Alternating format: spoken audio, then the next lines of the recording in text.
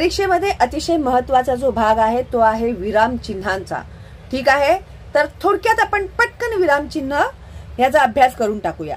तर विराम चिन्हे एकूण विराम चिन्हे 9 आहेत। ओके, तर पुढील तक्ता लक्षात ठेवा। तर हा जो तक्ता आहे विराम चिन्हांचा तो तुम्ही लक्षात ठेवा।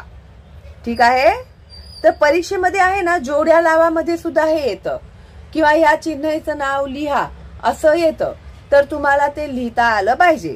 तर एक आहे पूर्णविराम। पूर्णविराम म्हणजे एक टिंब, वाक्य पूर्ण झाल्यावरती जे आपण लिहितो डॉट देतो त्याला म्हणतात पूर्णविराम। त्यानंतर आहे स्वल्पविराम।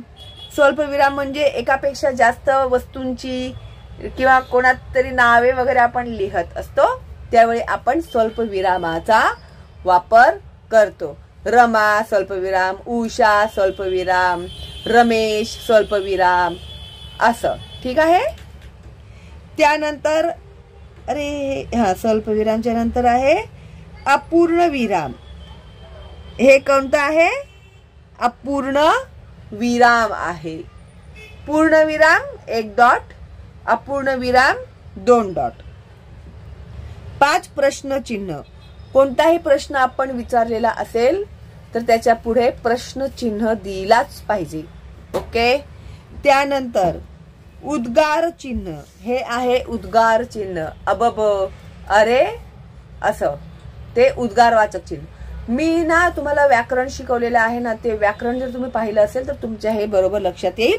पण हे परत एकदा मी शॉर्ट मध्ये सांगते कारण की तुम्हाला परीक्षेमध्ये हे लक्षात राहावं म्हणून। त्यानंतर आहे 7 अवतरण चिन्ह।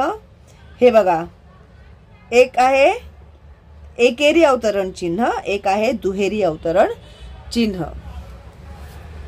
जेव्हा आपण कोणीतरी बोलतोय हे दाखवत असतो ना लिहिताना, तर त्यावेळी ह्या अवतरण चिन्हांचा उपयोग केला जातो। ठीक आहे, त्यानंतर संयोग चिन्ह।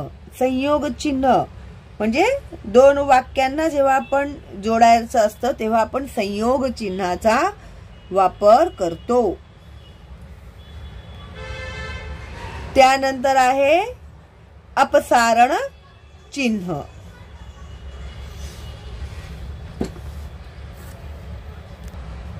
परीक्षेमध्ये हे चिन्ह विचारले तर तुम्हाला ते उत्तर लिहिता आली पाहिजेत। ठीक आहे, तर चला ऑल द बेस्ट तुम्हाला आणि बाय बाय।